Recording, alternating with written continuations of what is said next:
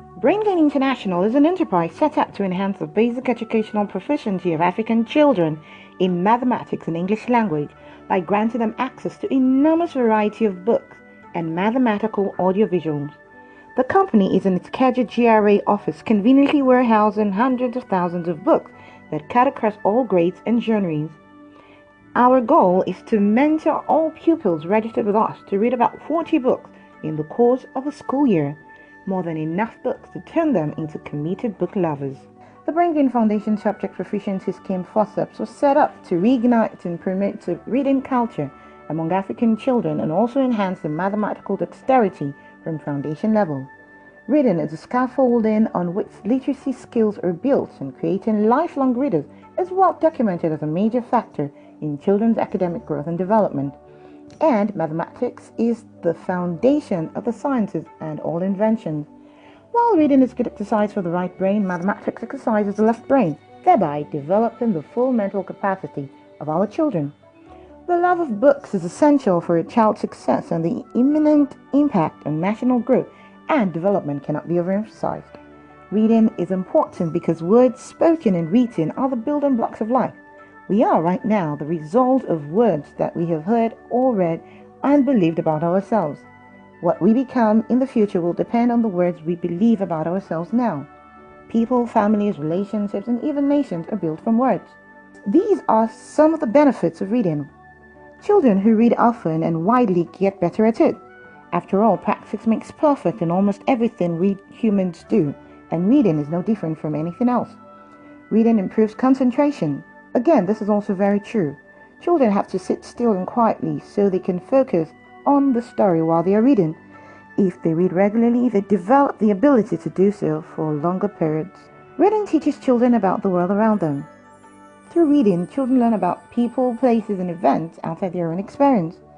They are exposed to ways of life, ideas, and beliefs about the world which may be different from those which surround them. This learning is important for its own sake. However, it also builds a store of background knowledge which helps younger children learn to read confidently and well. Reading improves the child's vocabulary and leads to more highly developed language skills. This is because children learn new words as they read, but also because they unconsciously absorb information as they read about things like how to structure sentences and how to use words and language effectively. Reading develops a child's imagination. This is because when we read, our brains translate the descriptions we read of people, places, and things into pictures. When we are engaged in a story, we're also imagining how the characters are feeling. We use our experiences to imagine how we would feel in the same situation. Children who read do better at school. And they don't just do better at subjects like reading, English, and history, and they do better all the way through school. Reading relaxes the body and calms the mind.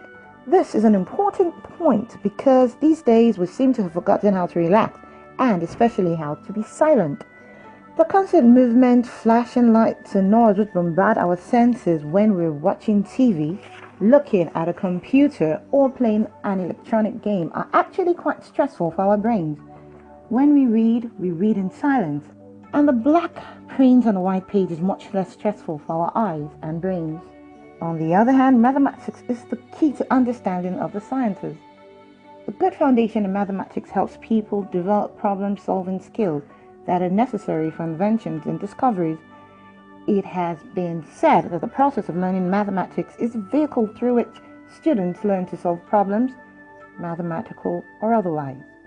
According to the 2016 Global Competitive Index report prepared annually by the World Economic Forum, when it comes to primary education, Nigeria ranks 140 out of 140 countries assessed.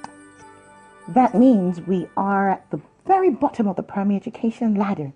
Our efforts will be driven by the need and goal to move up the ladder and place us within the first 80 countries within the next 3 years. Our action plan is to start with helping to improve reading standards in primary schools so that every child has the skills necessary to succeed in life.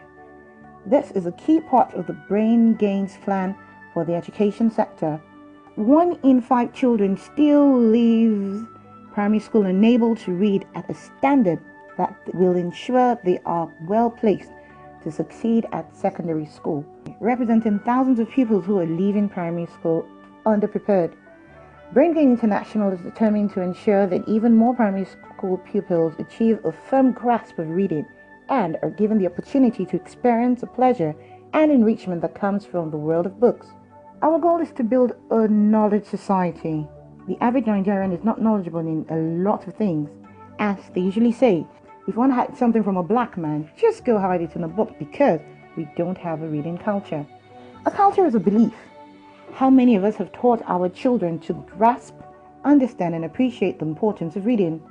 Culture is a custom. How many of us read to our babies in the womb, read to our children to sleep, or made efforts to register them in a club where they will have access to lots of books? The reason why lots of us are not cultured is because we don't read.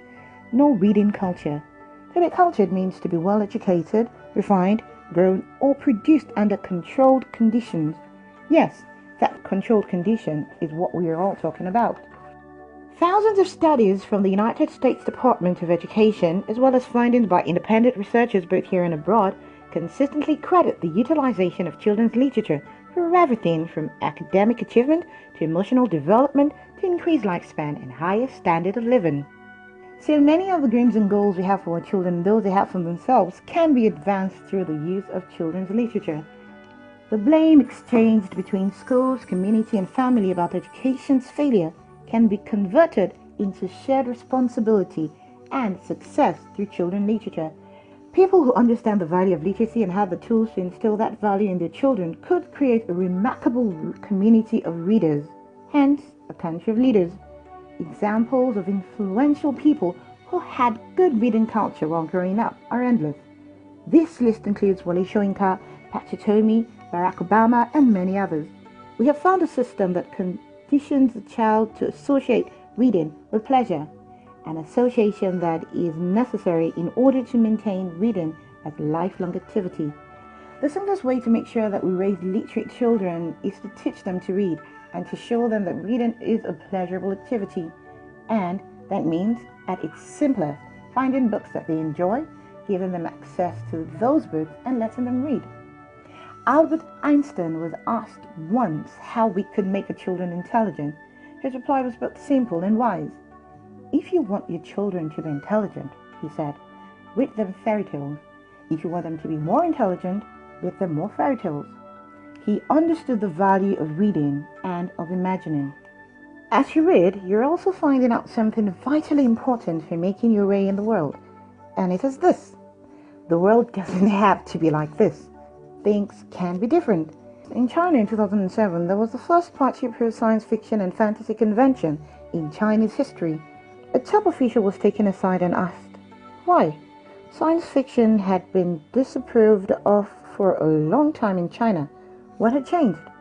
It's simple, he said. The Chinese are brilliant at making things if other people brought them the plans. But they did not innovate and they did not invent. They did not imagine, so they sent a delegation to the US, to Apple, to Microsoft, to Google, and they asked the people there who were inventing the future about themselves. And they found that all of them had read science fiction when they were boys or girls. Dr. Seuss said, the more you read, the more things you know. The more that you learn, the more places you go. J.K. Rowling also said, something magical happens when you read a good book. We have an obligation to read aloud to our children, to read them things they enjoy, to read to them stories we are already tired of, to do the voices, to make it interesting, and not to stop reading to them just because they learn to read to themselves. Use reading aloud time as bonding time, as times when no phones are being checked, when the distractions of the world are put aside. We have an obligation to imagine. It is easy to pretend that nobody can change anything, that we are in a world in which society is huge and the individual is less than nothing, an atom in a wall, a grain of rice in a rice field. But the truth is, individuals change the world over and over. Individuals make the future, and they do it by imagining that things can be different. Willa Carter said, most of the basic skill a writer needs to work with is acquired before the age of 15. As a parent, one of your most exciting challenges is to draw your child into the vast world of words and knowledge, opening the door to an adventure that will last a lifetime. Join us to create a great future for our children.